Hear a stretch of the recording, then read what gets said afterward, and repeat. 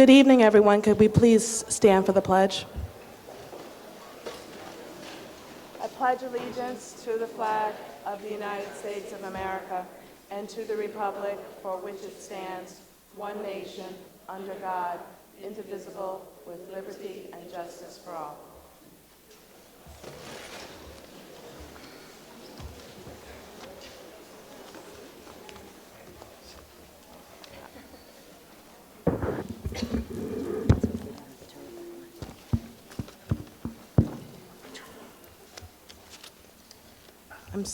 Here it is. Effective September 1st, 1991, Chapter 9 of the Laws of 1991 requires that we inform persons other than students who attend meetings within a school building of the proper procedures to evacuate in an orderly and timely manner in the event there's a fire emergency. If you must evacuate this room because of an emergency, you are to exit through the doors in the rear of the auditorium, proceed across the hall, and exit through the doors which lead outside. Or you may exit through the doors to the left or the right, proceed across the hall, and exit through the doors which lead outside. I'd like to compliment the middle school on the staff and the condition we find the building. The Board of Education accepts the minutes of the Board of Education meetings held on May 4th, 11th, 17th, 18th, 25th, 2016 as detailed in the Friday mailing. So moved. Moved by Mr. Press. Second. Second by Mrs. Dreska. Are there any corrections on these minutes? All those in favor? Aye. The Board of Education acknowledges the receipt of the Treasurer's Report for the month of April 2016 as detailed in the Friday mailing. So moved. Moved by Mr. Press. Second by Mrs. O'Hagan. Are there any questions or comments on this item? All those in favor? Aye. Aye. The Board of Education approves the Personnel Actions Report dated June 8th, 2016, as amended and detailed in the Friday mailing. So moved. Moved by Mr. Press. Second. Second by Mrs. Dreska. Because this contains the names of employees, we do not discuss this in public. All those in favor? Aye. Aye. I'm going to turn over the mic to Dr. Cammie to kind of tell you some of what we did with the last board action.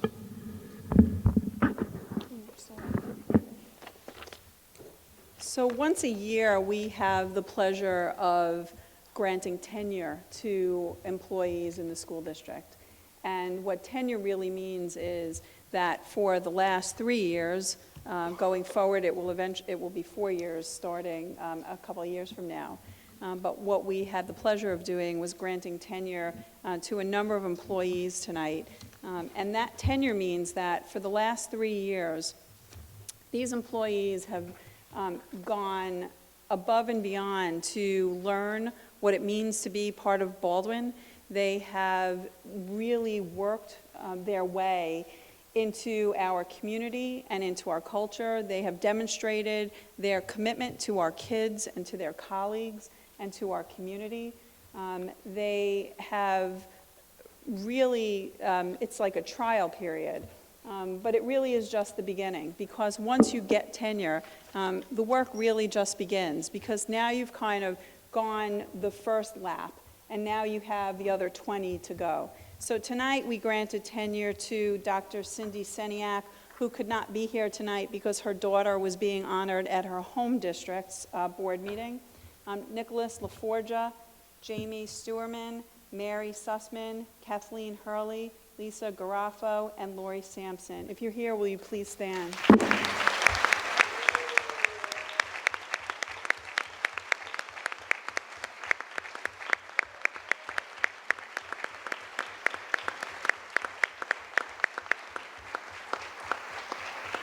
I want to wish each of you congratulations. I personally have been in all of their classrooms, and I want to tell you that every one of them is an outstanding educator, and we are very lucky and very pleased to have them with us for the remainder of their career. So congratulations.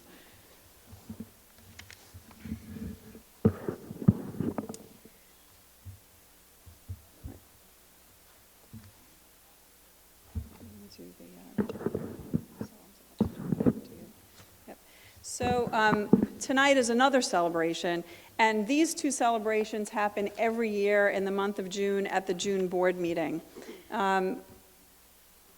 The other end of the tenure timeline are teachers and administrators and clerical staff and custodial staff and any one of our employees who have decided that it is time to not wake up at 5 o'clock every morning, not live by the September 1st to June 30th calendar with July and August in there somewhere, have the opportunity to travel when the fares are not the most expensive, and that is to celebrate our retirees tonight.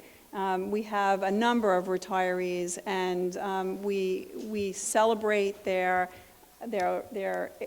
time in Baldwin. We celebrate their experiences with our kids and with our faculty, I am going to turn it over to Mrs. Reed to begin the celebration. I'm so jealous. Retirement. Someday, I aspire to be. So at this time, we are going to, I know, I'll get there. I'm going to call up the different presenters who, we have retirees from the high school, from food service, from the middle school, from Brookside, facilities and grounds, and our high school principal. So each group of people have a presenter, and then I'm going to come up and I'm going to read the whereas statement that will seal the deal, I guess, to say happy trails. So our first presenter is Susan Norris. Susan, are you here?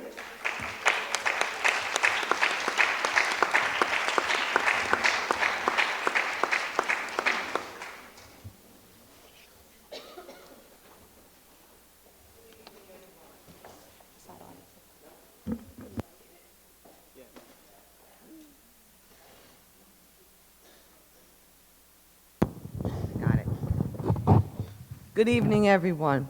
It is my pleasure and honor to speak this evening about Mr. Richard Duino. Rich, come on up with me.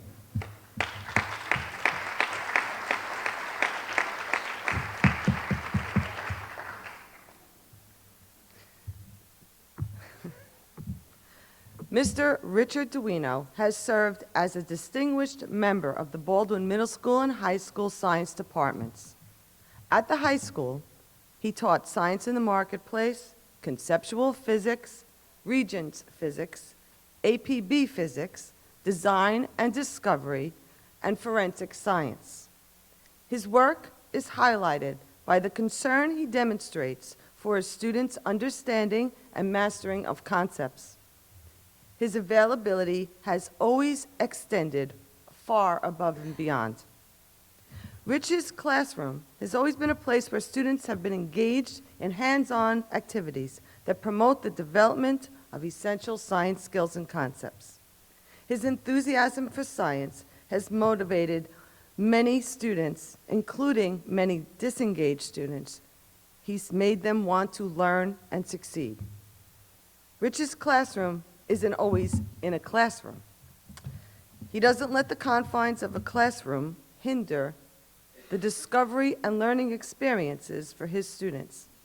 He takes his students all over the place, all over the building and campus, just to make sure they are applying science concepts. His students have always found these experiences help them understand complex concepts, and they really began to see that learning could be fun. And it's no wonder that all the kids think that he's a really, really cool teacher. Rich, I personally have to thank you for always including me in your science experiments. Like the time you had me hold a book and run up the stairs, then come down the stairs, then put more books on and run up the stairs, and then come down the stairs. I had like 15 books. And meanwhile, the kids are timing me, and I don't want the kids to see me sweat, but I'm like, whoo, I'm running up and down the stairs, running up and down the stairs, and this was all so they can figure out how weight can impact my speed and velocity, correct? Who needs, Just to make you get tired, but who needs a gym membership with Rich? And then, my favorite was the crazy hover vehicle, I don't even know what you call that thing, that I come into the Commons and Rich challenges me to drive the vehicle.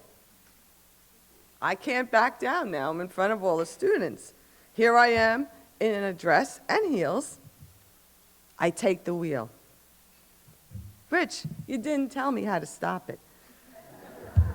I took that baby right into the cafeteria like Dale Earnhardt Jr., and it stopped when I hit the cafeteria table, much to the students' delights. The school will not be the same without the annual egg experiment.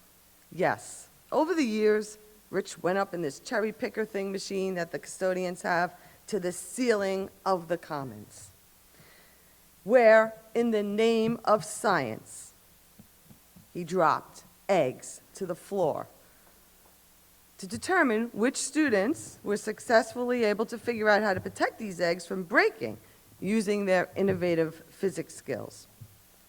Yes, hundreds of eggs throughout the years plummeted from the ceiling of the Commons, only to, we won't go there. The Big Bang Boys have nothing on you, Rich. Rich's commitment to the school community is evident in the numerous activities he has participated in over the years. He has been the advisor for the Blue Marble Club, an environmental club that performs many community service activities. He collaborated with a fellow technology teacher and students to design a ground zero survival shelter for a science competition, and he has provided students with the opportunities to compete in many prestigious science contests, including the Rube Goldberg